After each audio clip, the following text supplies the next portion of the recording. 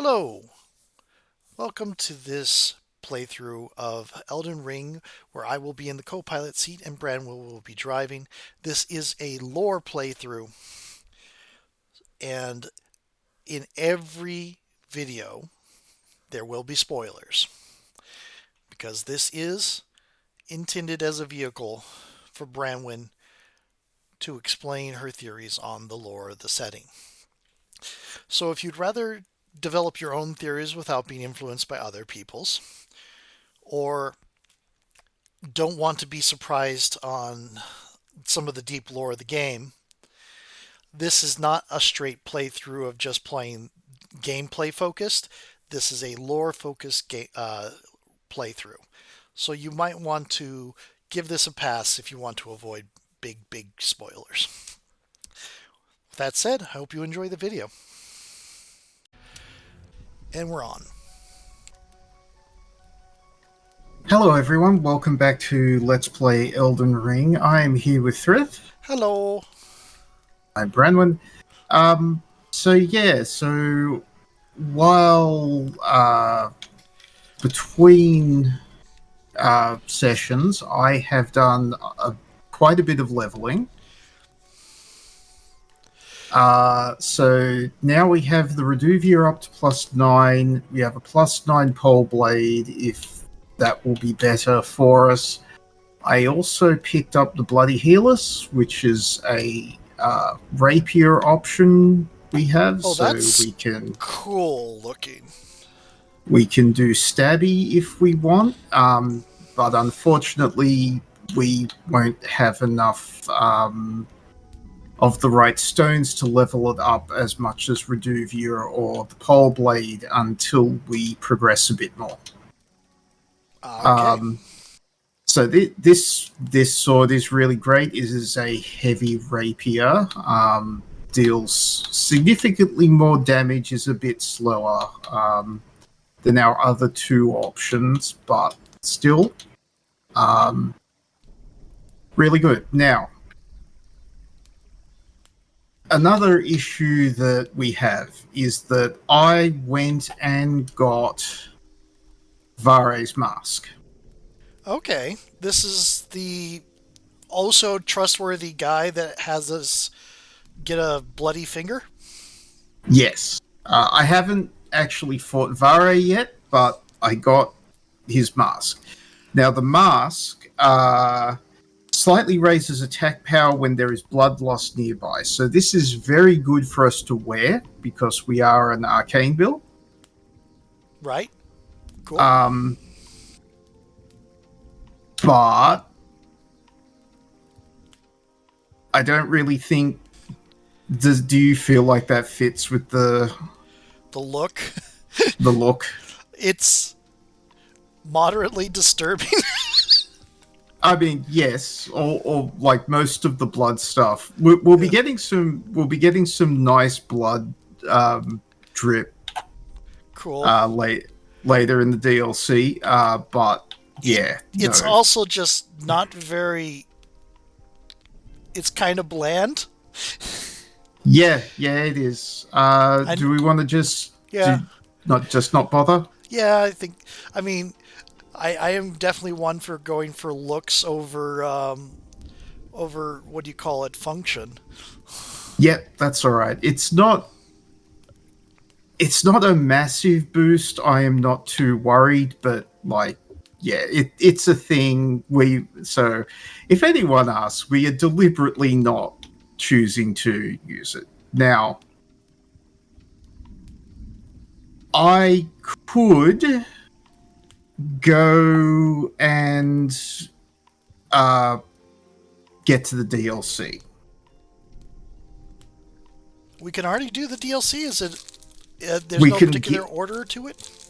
No, we can go and get there as long as I can beat the boss that's guarding it, basically, and I believe I can. Okay, cool. Um, And be even so, more thoroughly overleveled for the base game. oh yeah. So we could do that, or we could progress other things. So we do. At some point, we need to start Volcano Manor. Right. I see the Um, request down there was on the map. Yeah. yeah. Uh, we do need to get into Langdell itself. Uh, and on start on this part. Usually, I would go and do this. I would go into Langdell first. Okay.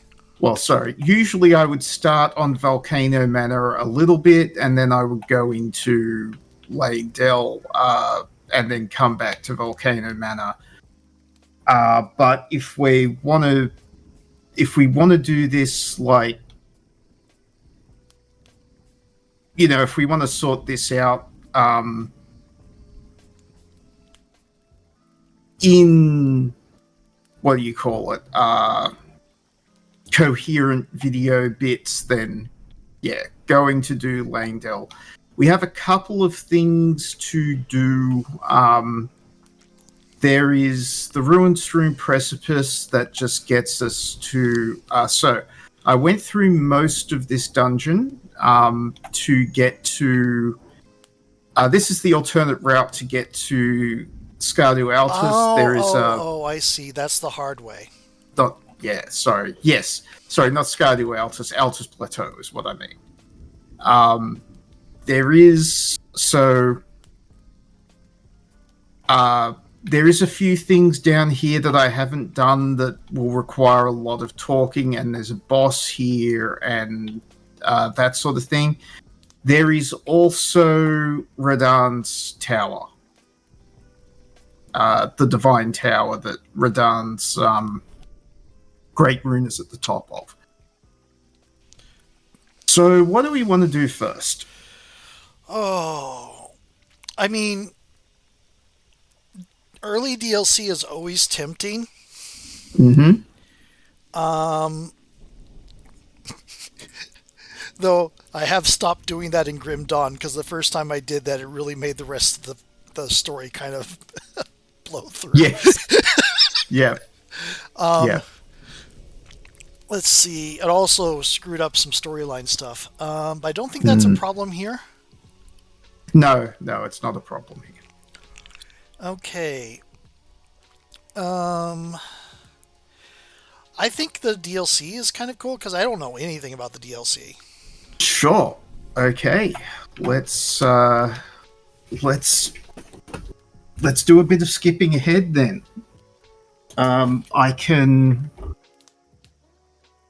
see if I can get through this boss without the last upgrade slot. Without the last talisman slot is what I mean. So, what do we want? I think we want some more decks to get more out of. Yeah, that's probably the best. Do you want me to continue with Reduvia, or should I switch over to the Pole Blade? Which one do you think is better for this? Okay. If that's what we're doing, let's switch over to the Pole Blade for a bit. Reduvia is kind of weird looking as a fight. Yeah, no, it is. This does make us a bit heavier. I'm just thinking, It's going to be. is that gonna? You're thinking whether or not it would affect your dodges and such? Yeah, I don't think this is going to be too bad, though.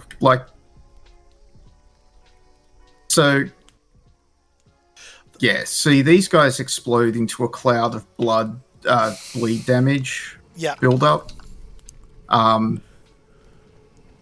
This weapon deals a metric. Oh, and they also run at you. And boomers! Explode. Lovely. Yeah. They will also attempt to grab us, and we do not want to be grabbed. That is really bad. So, Uh, I am not going to bother clearing them out because the cloud of bleed damage is really serious when you get a whole bunch of them. I see. Now that's a Newman rune. We need to talk about that. So the Newman are basically Marika's race. Also, yes, this is a big blood slime. Oh, fun.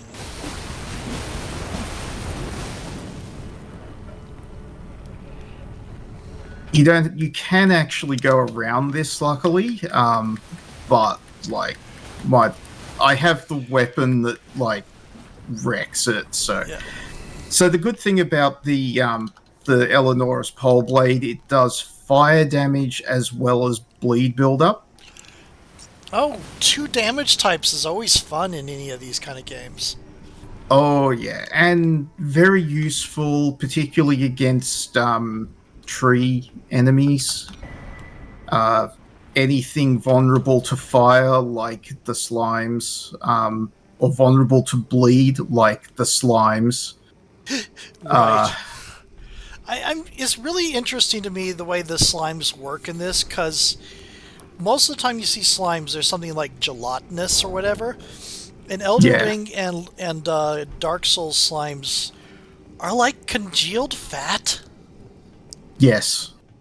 So it's interesting. The history of slimes in From Software games goes back to, well, I mean, it goes way back to Kingsfield. But Kingsfield 4, the final level of Kingsfield 4, and up ahead we're going to have a Sanguine Noble enemy. This is tough, so I might get back to what I was saying in a moment. So these guys like to put pools of blood in on the ground, and these cheaters can throw their Reduvias as well, which I hate. Joy. Yeah, and behind this guy there is a merchant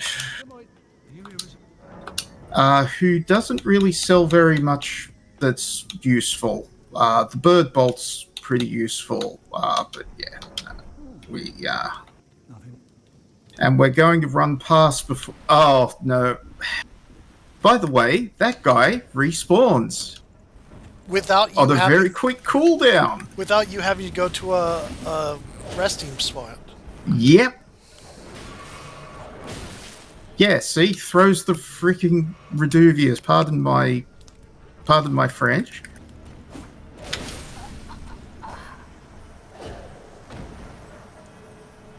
Okay.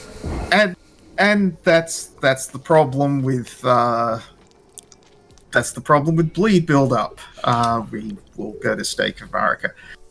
Yeah, so final level of Kingsfield 4 is a level that is entirely made out of like the walls, floor, and ceiling are all like the Quicksilver slimes,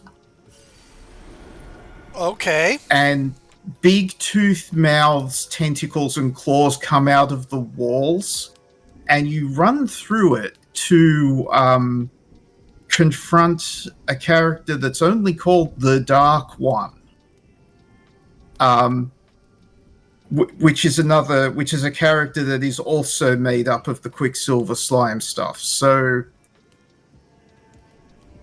and we are just going to run past this person.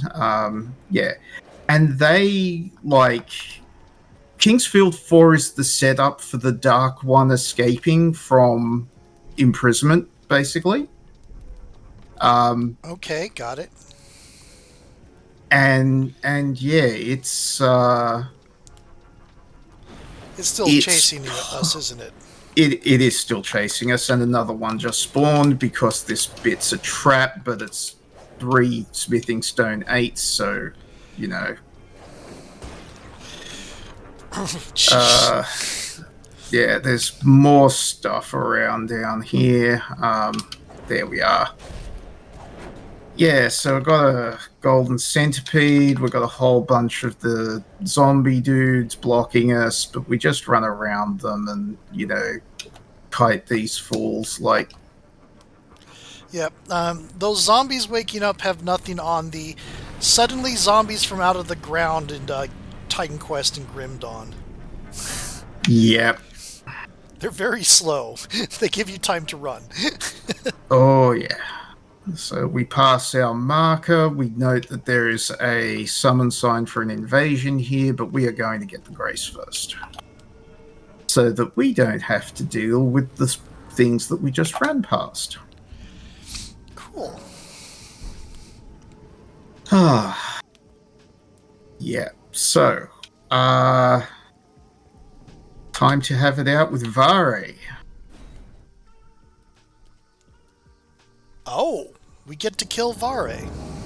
We get to kill Vare.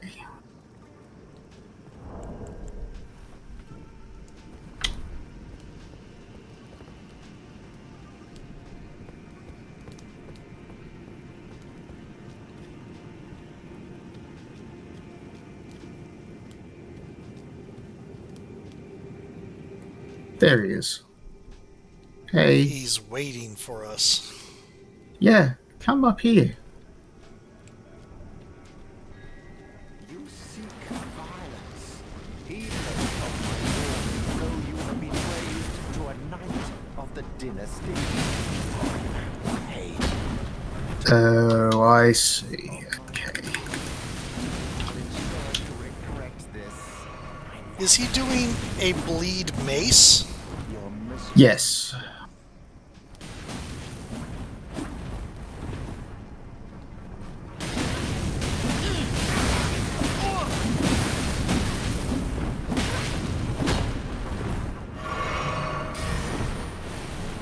He also casts, so these blood flies leave a crowd of flies that also interrupts your movement. It's, we can also cast that spell, but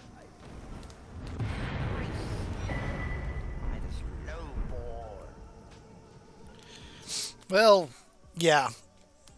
I mean, you disgraced yourself. You were just defeated by the Lowborn. mm-hmm. Yeah, so let's just, Does that impact the main storyline at all? nope. No, once you get to this point, his story's over. Got it. What do I want to do? I think, wow, that does nothing. The dexterity, it does nothing. No, very.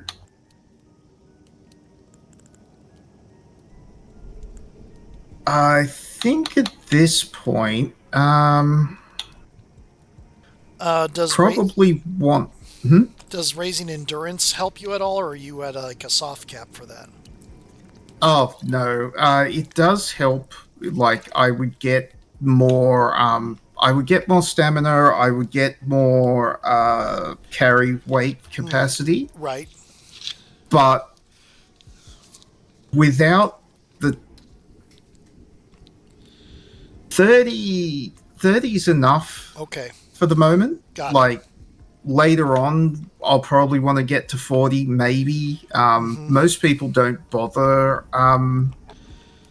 leveling endurance that much. I think we need more mind because more focus points Right, and use would be nice. Yeah. Okay. For summons. There's one summon in particular that I would like to use that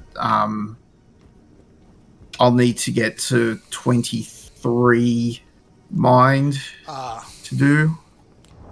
Alright, so we need to kite some of these guys towards us because they are...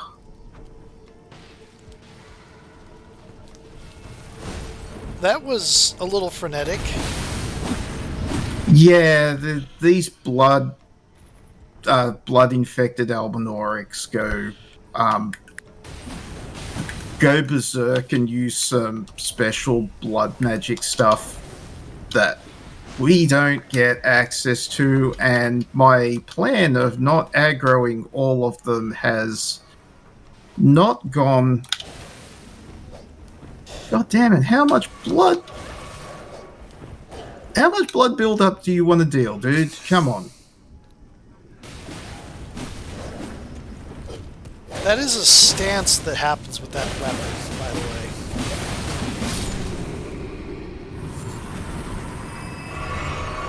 Question. Do all of Yes. those people respawn? Oh, yes. Okay, so staying around here is harmful to your health. Oh, sorry. Pardon me. They don't respawn without. That person doesn't respawn without us sitting down. Got it. Yeah, sorry. I misunderstood the question for. I noticed that these was almost Albinorics have legs. Yes. So you do see these guys around Leonia, but they are silver rather than red. Yep. So later on, when we get to the mountaintop of the giants and the secret area, Right. we'll see where these guys came from. Now, this statue is interesting. By the way, this gives us a somber ancient dragon smithing stone, which means we could make the pole blade or the Reduvia max level if we wanted to now. Very cool. Yeah, okay, so these statues are all over these Greek-style ruins. There's a lot of them through